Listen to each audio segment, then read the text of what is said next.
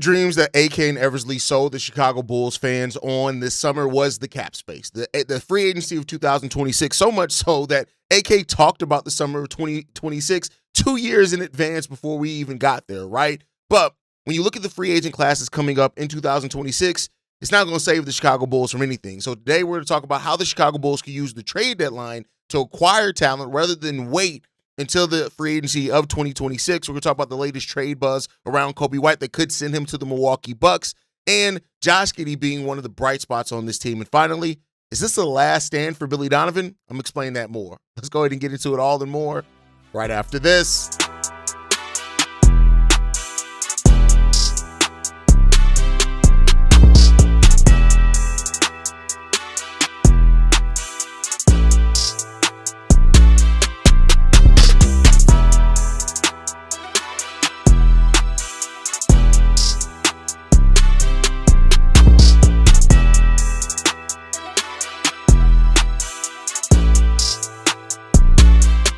What's going on, Bulls fans? Welcome to another episode of Chicago Bulls Central, your number one spot for everything Chicago Bulls related. I'm the host, Hayes, but more importantly, you guys can follow the channel at Bulls Central Pod on every social media platform we happen to be on. With that said, let's go ahead and get into the content for today, y'all. And so I want to start off here, right? The Bulls have talked about and planned for the summer of 2026. And on yesterday's episode, I actually gave the Chicago Bulls credit for setting themselves up to have tremendous cap flexibility. And I want to be clear here. That is not something that is easily done in the modern NBA to set yourself up to where you have over $100 million in a free agency period. So I want to be clear there. That is a great place for this team to be at, right? Now, we do know that some of that cap space is going to be eaten up by re-signing some of your own free agents. Whether you're keeping Coby and Io, one of the two, whatever it is, you look at some of these bench pieces where you want to keep those on as role players. And no, before somebody types it, just because the team's losing doesn't mean every single player that's a free agent needs to leave. It does not mean that they can't help you depending on what you do in other places on your team. And so let's say, for example, the Bulls keep Io, Coby, and Zach Collins. You're probably looking at eating about half of your cap space if that ends up being the case between that. So $110-ish million. You're probably looking at about $55 to $60 million going to those guys if you're keeping them, right? So that gives you a little bit more flexibility to deal with, right? And that's why, a contract like the size of Anthony Davis wasn't something that the Bulls should look at. But so the Bulls have talked a lot and have planned, and like I said, they get credit for giving yourself tremendous cap flexibility. But one of the things that this front office has also done is given themselves a huge amount of trade assets at this trade deadline. We've talked about it. $70 million in expiring contracts, $20 million in trade exceptions, all your own first-round picks, even if you don't want to move the first-round picks in 2026, which you shouldn't because that's a deep draft. And looking at where you are, you could move picks all the way out to 2032, right? Of course, Stepien rule does imply all that. So that's where you sit at, right? Cool. But when you start looking at the free agent class of 2026, really, if you look at the unrestricted free agents, you have Rui Hachimura, Quentin Grimes, Austin Reeves, Trae Young, Cam Thomas is gonna join that as well. Somebody who signed, their qualifying offer. Then of course you have players that could become free agents, like of course Zion Williamson if the Pelicans decide to waive that contract. Jonathan Kuminga if the team decides to use the team option to negate his contract, he's a player that could be out there as well. So the free agent class, the unrestricted free agent class specifically of the summer of 2026 is kind of gone down. Right now, I've always more so focused on the restricted free agents, right? I think that you look at the restricted free agent class that you have coming up in the summer of 2026, that paints a much brighter picture for the Chicago Bulls and for any team with the restricted free agent class.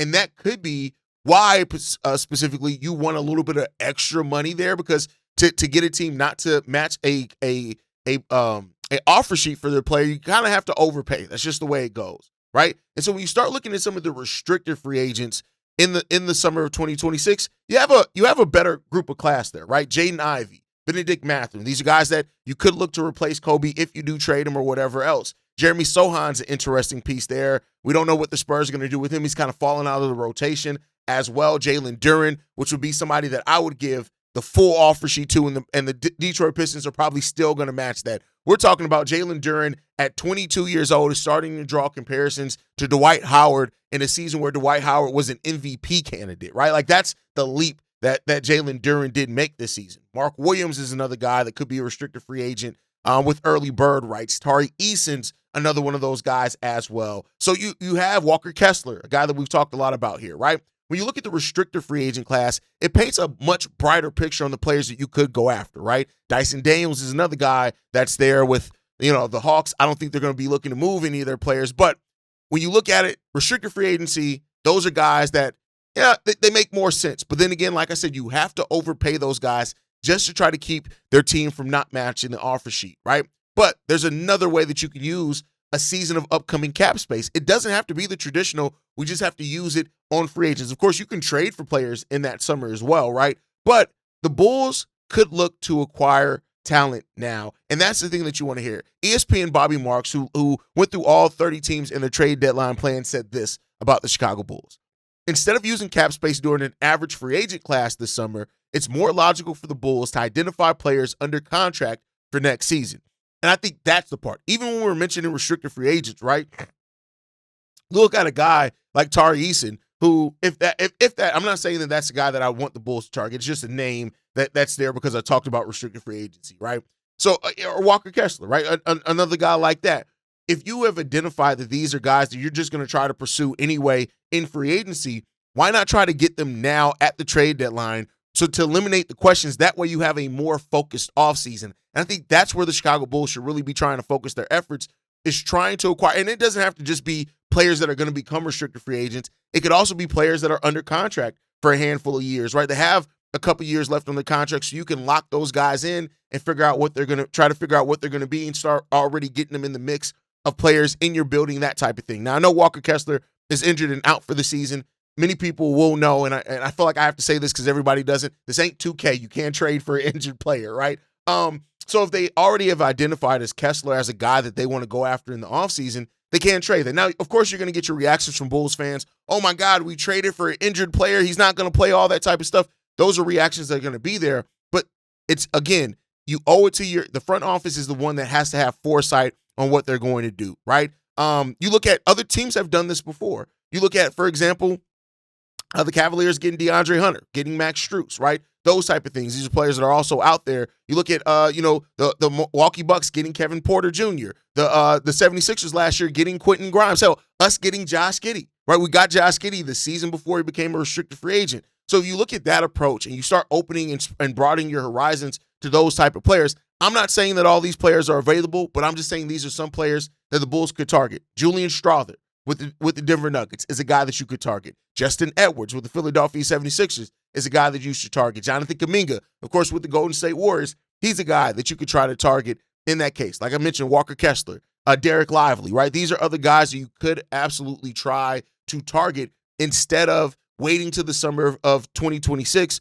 for a free agent class that's not going to be great. You can try to identify your targets now and early. Now, that is putting a level of foresight that we just haven't consistently seen from AK. And so there's a reasonable expectation of, hey, this is probably not going to happen, Hayes, because we're talking about AK and Eversley. Do they have the foresight to do that? And maybe not, right? That shows a level of aggression.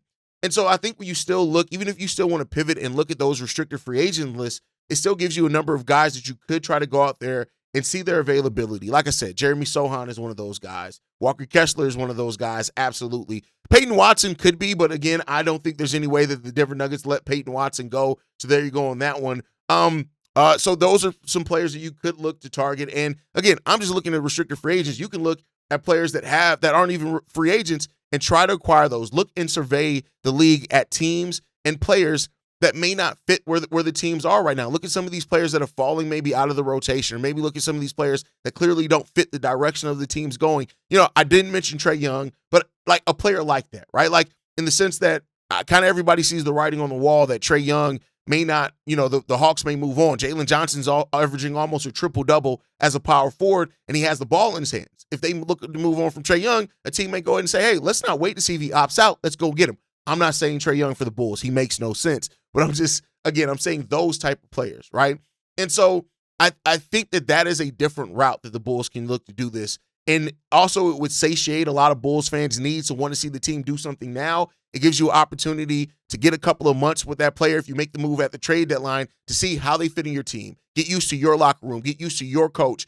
And then you have an offseason where you're not waiting on pieces they've already had and built a little bit of relationship, and they can build off of that going into the next year, kind of how we started this year off, but then the energy fell off, right? So there you go on that one. But I just think it's a different route that the Bulls can go, and it's a different avenue for you can go to get the same results. Cap space is all about adding talent. It's not just about signing the free agents that are available, but it's about giving you more chances to absorb salary without sending some of that back. Expiring contracts can be used in a similar way for the Chicago Bulls, and we just got to see if they're going to show a level of aggression about going out there and getting it, which I could understand anybody that doesn't have necessarily the biggest and brightest hopes for that. I'm just saying what options are available out there, and let's see. But you're talking about available options out there. There is now a rumor, right? I will say that. This one comes from Elias Schuster of now Sports Illustrated, Chicago Bulls Sports Illustrated. He was formerly of Bleacher Nation. He talked about the fact that the Milwaukee Bucks could pivot towards Coby White, right? We've heard that the Milwaukee Bucks have done their due diligence on a player like Zach LaVine. They're looking to add. It's been some back and forth. Like, could Giannis ask for a trade? It also has been said that Giannis could be putting pressure on the Milwaukee Bucks to make a big move, which is why they're doing their due diligence on a Zach LaVine. Right now, here's the deal that was presented by Elias Schuster in this article. The Bulls get Kyle Kuzma, a 2032 top 5 protected first-round pick, and the Bucks get Coby White and Jalen Smith. And I get it that some Bulls fans want to see Coby go by any means necessary. I get it that some Bulls fans look at Coby as some hugely expendable piece. But if all you're getting for Coby White is Kyle Kuzma and a top 5 protected pick that won't convey for another 6 years, and then on top of that, you're giving up Jalen Smith, who's turned out to be a pretty decent bench big for you, and at times has been even much more than that, I'm good on that. Here's the thing, and maybe this is my limitations in my short-sightedness, right? I don't want to just help another team win a title. We did that already. Like, not to say that OKC couldn't already have won a title even without Alex Cruz, they could have, but we did that already. All right. If we're going to trade Coby White, it needs to be a move that helps this team now. And it doesn't. Kyle Kuzma does not help this team in any way, shape, form, or fashion. A top 5 protected pick in 2032, I guess could, right? You look at Giannis, he's probably going to be gone by then with the Milwaukee Bucks unless they've routed off 3 straight titles or something like that. He's probably going to be gone, and the Bucks probably going to be a bad team by then. We don't know what the fuck the draft class is going to look like by then, but okay. Right. And I know in yesterday's episode, I talked about how Paxton, for example, was able to use the Eddie Curry and Tyson Chandler trades to get picks that actually conveyed later down the road. You look at the Boston Celtics, they traded KG and Paul Pierce for picks that eventually became Jaylen Brown and Jason Tatum, right? Years later. And so I understand that there is a level of, assurances that you could get by making a trade for a team that could be downhill by the time that pick conveys. Make no mistake about it. But I think that most Bulls fans would agree that you don't want to wait and see 2032 until this team could potentially garner a pick back like that, right? I don't want to take Kyle Kuzma's contract back. I don't want to do that. Even if the Milwaukee Bucks come calling for Coby White, what would we want back? Like, the Milwaukee Bucks don't have a lot of great talent on it. Hence the place of where they are right now, right? And so if the Milwaukee Bucks were going to offer and say, hey, we're coming for Coby White, we want to try to get Coby White, what do we need to give you to give us Coby White? Of course, we want that pick. And if you can't trade a pick, I think they can't trade their pick until 2031 or 32. We want that unprotected. I think that's the bare minimum. We want that unprotected. But if we're trading you Coby White, you got to come up off of Ryan Rollins. And that's just my personal opinion. Now, I'm not saying that Ryan Rollins is necessarily a star in the making, but when you look for a player that was drafted in the second round but is averaging 17 points per game, 4 rebounds, 6 assists on 47% shooting from the field and 38% shooting from 3, I want that player on my team, especially if I'm giving you up Coby White, who can go out there and get you 20. So that would be the barrier of entry of just even the conversation. An unprotected pick, the first one that you can offer, I want that pick, I want it unprotected. Then after that, I'm cool with taking Ryan Rollins back. And that may not even get it done, but that is where we're starting the conversation at. If you're not willing to start it there, you're not trying to do no business. That's the way I personally look at it. You ain't trying to do no business if that's the way that you're viewing it. You're not serious about it. So I want that 2031 or that 2032 pick. I want it unprotected, and I want Ryan Rollins back. And then we can work out the salaries and everything else after that. That's where I would be with it. And even then, like I said, I would hope that you can get more back from Coby White in that case. But if the Milwaukee Bucks do come calling for Coby White, as is rumored, I don't think that they have enough personally. That's my personal opinion. Even if they were to throw in Bobby Portis, at this point, you're giving up Coby White. This team drastically changes that much. That's not value for me personally, right? Like I said, I've opened myself up to realizing, hey, the Bulls may need to trade Coby. Again, I still think they're going to try to keep him, but hey, if they need to do it, got to do business.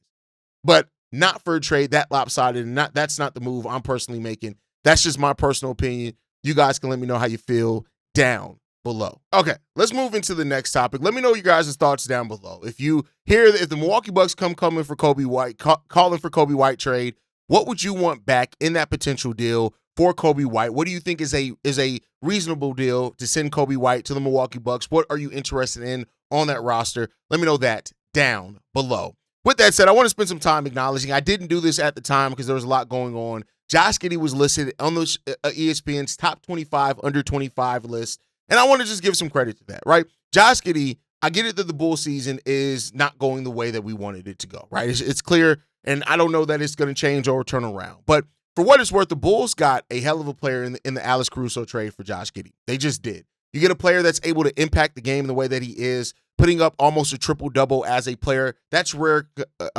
category to be in. And that is something that you can start building an offense around in a philosophy because Josh Giddey, he makes players better, averaging 20 points, 9 rebounds, 8.8 assists per game. He's fourth in the NBA in assists, shooting 47% from the field, and he's shooting 39% from three. You look at how Josh Giddey has improved as a three-point shooter, off the ball, off the dribble, all these type of things that Josh Giddey's done to improve himself as a player in his now fifth year in the league. He deserves some credit for that, and it's good to see that ESPN acknowledges that. Josh Giddey and the Chicago Bulls have been left off a lot of lists when it came down to it because of their talent, and it goes back to the thing that I've said multiple times. This team does have talent, regardless of what some people want to make it out to. They do deserve talent, right?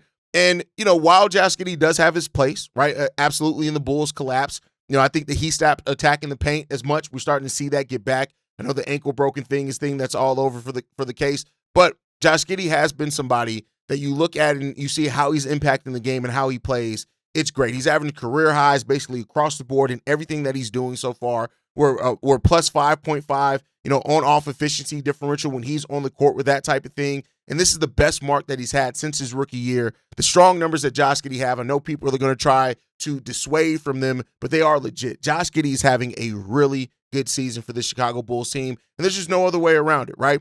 He did come in at number 23 overall. He's sitting in front of Reed Shepherd, who was a number 3 pick, and Asur Thompson, which, okay, I can see that. Like he's not his brother in men yet, but I do think he has some tons of potential as well, right? You look at some players ahead of Josh Giddey: Alex Sarr, Jalen Suggs, Dyson Daniels, VJ Edgecombe, Dylan Harper, and I think those are all good cases for those guys that should be there. When you look at Josh Giddey being unranked in this same list last season, that's where it starts feeling like, all right, people are starting to acknowledge who Josh Giddey is as a player and who he can be now that he's playing his actual position, right? He still has his limitations as well. He needs to take steps up in places, but he's 23 years old, and what he's doing at 23 just can't be ignored. And I think that's a good thing when it comes down to that. So I wanted to take some time out the show and acknowledge Josh Giddey for what he did before I'm about to start cooking. All right, now, before we end the show, we got a voicemail we need to get into. This is the last topic before we end the show. I want to ask this question. Now, more than likely, the answer to this question is no. But the question that I want to present here is this Billy Donovan's last stand? And the reason why I say that is we've seen this Bulls franchise fire coaches on Christmas before, right? You look at where we already seen. After starting the season 6-1, the Chicago Bulls are 4-14 since that time. We've lost 8 of our last 9 games when it comes down to that, right? And so when you look at that, and we say, I think sometimes that the term or saying that something's a fireable offense gets thrown around too easy. I don't think that that's the case when it comes to Billy Donovan. I think you look at several fireable offenses for Billy Donovan. Your record getting worse 3 straight seasons in a row. You having 1 playoff victory in your time here, right? Those type of things. You seem like you've lost this locker room. If this Bulls team, and I want to be clear, this run that the Bulls have between now and Christmas could be, and I know that was a different front office. Does this Bulls team actually do what the former front office, are they cold-hearted enough to fire somebody around Christmas? I don't know, but they should be. If the Bulls can't turn it around in this next stretch, This needs to be Billy Donovan's last stand. Between now and Christmas, the Bulls have 2 games against the Cleveland Cavaliers, 2 games against the Atlanta Hawks, and then you look, even if you want to go out of Christmas and go into the New Year's, you have Philly, Milwaukee, Minnesota, New Orleans. That takes you to the New Year. That takes you to where the calendar flips. That stretch there. And best believe, with the way that the Bulls are playing, they could lose all these games. We could be talking about the Bulls being in the 3rd losing streak of 5 games or more on the season. To me, that should be a fireable offense. Is this going to be Billy Donovan's last stand? It should be. It should be. If the Bulls can't turn it around here, and they can't turn it around going into the new year and win more games than not over this last 6 games, if they can't win more games than they lose, I would love to see a 4-2 from the Chicago Bulls in this. Do I trust that they'll do it? Fuck no. I'm not stupid, right? But if they can't do it, it should be Billy Donovan's last, and that's it. It should be Billy Donovan's last run here in Chicago if he can't turn this thing around. Personal opinion. That's just my personal opinion. I think that what we've seen from Billy Donovan, it feels like a coach that's lost the locker room. I think you have to pair that in, and I don't think you can go into a trade season and a new year if your coach has lost the locker room and your team has 3 losing streaks of 5 games or more. I don't see how you keep that coach. I don't see how many franchises would keep that coach. That would be absolutely asinine and malpractice if they do that. And it's still probably the most likely scenario that they will do that anyway. But to me, they need to get that shit together. They need to get it fixed, and we'll see if they actually do it. Again, I don't have necessarily the biggest faith that they will, but I hope that they will, because I think that's what's needed at this point for this team. And we'll see and cover it, because I'm going to be keeping a tally here now, because the way that I'm going to be come January 1st, if the Bulls lose the majority of these games that they have here, they have 8 games between now and the calendar flipping. If you can't win a higher, so 5-3 at the minimum. If you can't go 5-3 over that stretch, you got to go. That's just my personal opinion. You have to go. And we'll see what AK does. It's probably going to be nothing, but we shall see. All right, let's get into the voicemail that we got today. This one's from a first-time caller. That's why I wanted to play it. It's from the 412. What's going on, Hayes? Long-time listener, first-time caller, calling out of Pittsburgh. Been a Bulls fan for a long time. I really got put on a team with Derrick Rose, probably back in '08. And I've watched a lot of Bulls basketball, not really a ton of success. I've seen the Cristiano Felicio, Denzel Valentine, Jim Boylan, etc. I got a few quick points, and I don't want to belabor the ones that are always talked about. We know Billy has to go. Team hasn't really looked good since, January of 22, before Lonzo went down, and just when we had Levine, DeMar, and Ball just gelling real well. One point I'm going to make is Coby White. Coby White's probably, I'd say, my favorite player on the team for the past couple of years. He's definitely still got to be hurt. I mean, the dude that we saw when he really should have won Most Improved Player, and that second half of last season, he's unrecognizable. His calf injury must be way more serious than they're letting on. I mean, he used to be the guy who would attack the paint, score in the restricted zone, draw fouls, get free throws, things like that. Not to mention his 3-ball has just been, off, which I think will come back, but not nearly I'd say the confidence that he's shooting, or the distance. So I think he's somebody I would want to keep, but the right package comes along. We'll see what happens. There were those rumors in the off season that Orlando had came to us about him before they ultimately ended up going with Memphis for Bane. I'm not sure, how accurate those were, but there were definitely some first-round picks involved in those rumors. So hopefully we could see him kind of just turn it around, because we know he's a good player and really the heart of the offense. 2, Modest. Hearing a lot of people calling and saying that Modest has to go. He's a year 2 prospect. He is a year 2, top 10, top 12 pick. Physically, his body is still not ready for the game. I would compare him honestly physically a year 1, year 2 Giannis, with just how scrawny he is and just how lanky he is. But he has to be better on the defensive end. And his confidence and just his decision making. He's a really solid slasher and a so-so spot-up shooter at times, but he just has to, when he's going downhill and going at the paint with confidence, we see what he can do. Defensively, he is a disaster. Unless he's blocking shots, I really don't think he's deterring people. I I mean, I even think back to the Charlotte game when he was just sitting on the side of Con Knuckles' hip, not really doing much of anything. So I think that's coaching, though, just getting his defense right, because he has the physicality to be a great defender, but clearly something's not really translating. Third, Io. All right, first of all, I want to start off with this.